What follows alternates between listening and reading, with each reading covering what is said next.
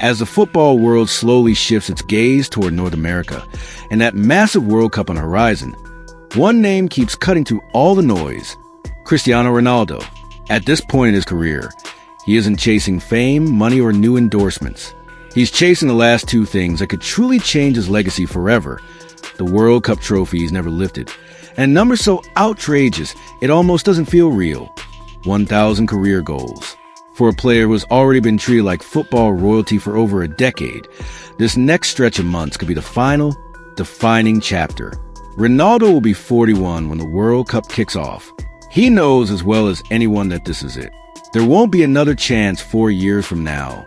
That image of him in Portugal's colors, lifting the trophy in the New York, New Jersey final will be the ultimate mic drop. The one thing even his greatest critics couldn't talk around. Off the pitch, even political figures are trying to attach themselves to his aura. Former U.S. President Donald Trump has already publicly praised Ronaldo as the greatest to ever play the game. Whether or not you think Trump understands tactics is beside the point. That kind of praise feels less like pure admiration and more like an open invitation. There's a clear sense he'd love to see Ronaldo in Major League Soccer, ideally right in the middle of the U.S. spotlight in the build-up or aftermath of the World Cup. That's where the MLS rumors heat up.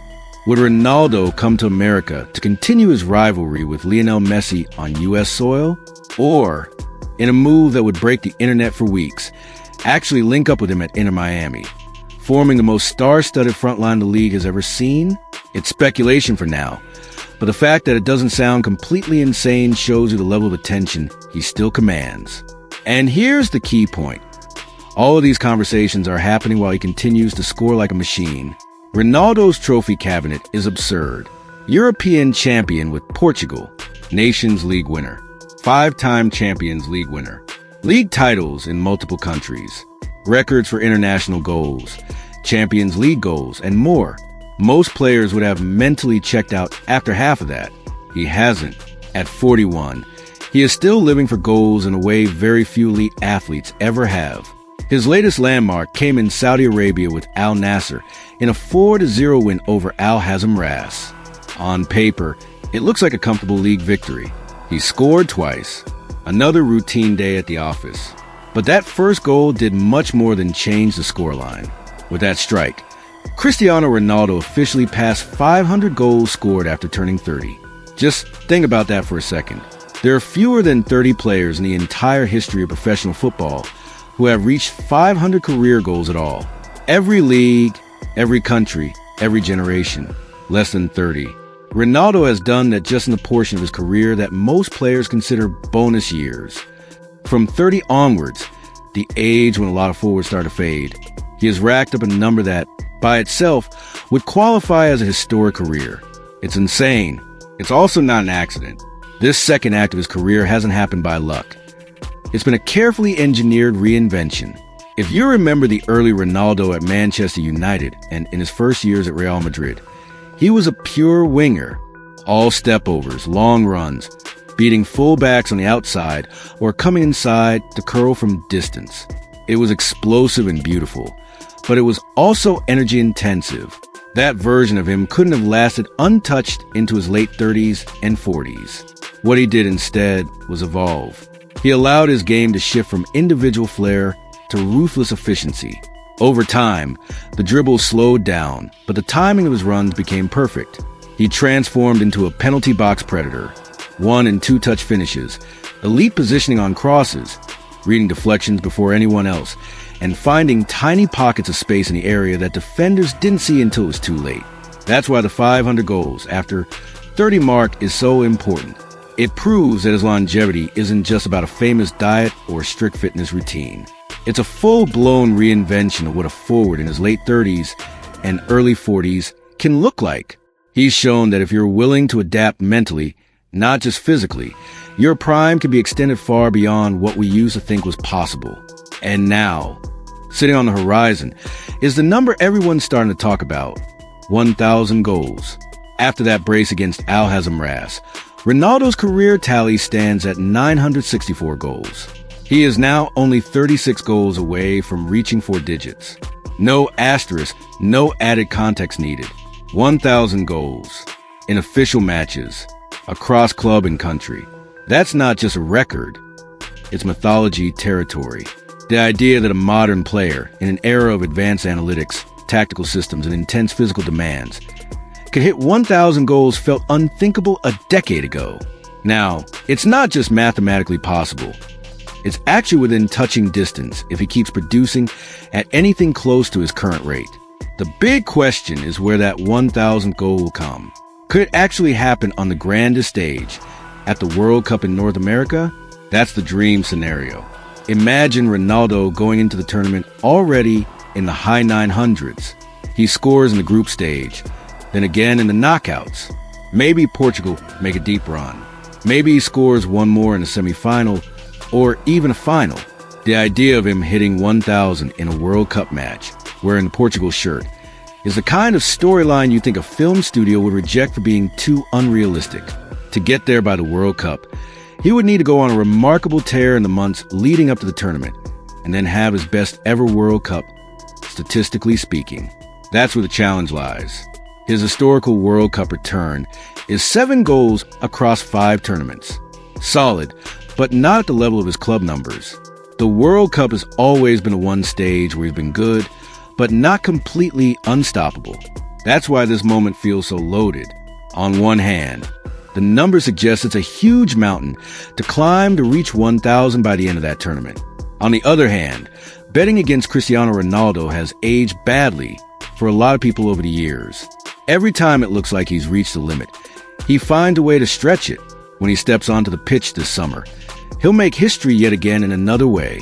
He'll become the first player ever to appear in 6 different World Cups. Lionel Messi will join him in that same tier of longevity. But there's a key difference in how their journey started on that stage. In 2006, Ronaldo was already an established central figure for Portugal. He played a full role in a team that went deep into that tournament. Messi, for Argentina, was still a teenager fighting for minutes and experience. So, when you look at 6 World Cups for Ronaldo, you're not just looking at a long participation streak. You're looking at someone who's been carrying expectations at that level since his early 20s and is still doing it in his 40s. That's not normal.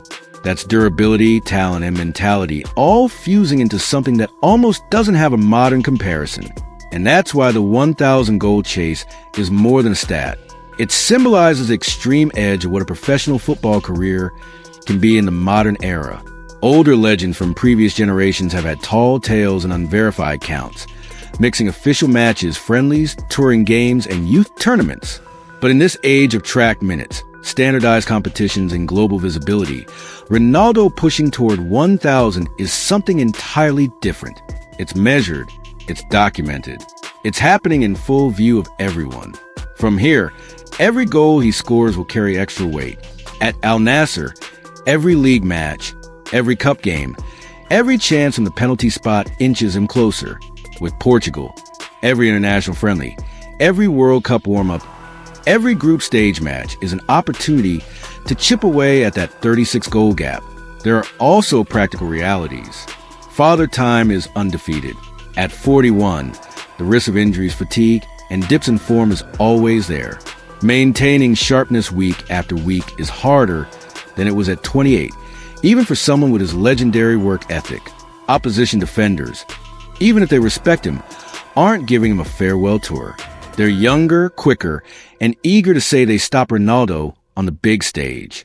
But this is where his evolution matters again, because he no longer needs 10 explosive sprints per half to influence games. He can drift in and out, then strike at the right moment. One cross, one loose ball, one cutback, and he's on the end of it. The version of Ronaldo we watch now is built perfectly for squeezing the maximum number of goals out of every 90 minutes, even if his total touches drop.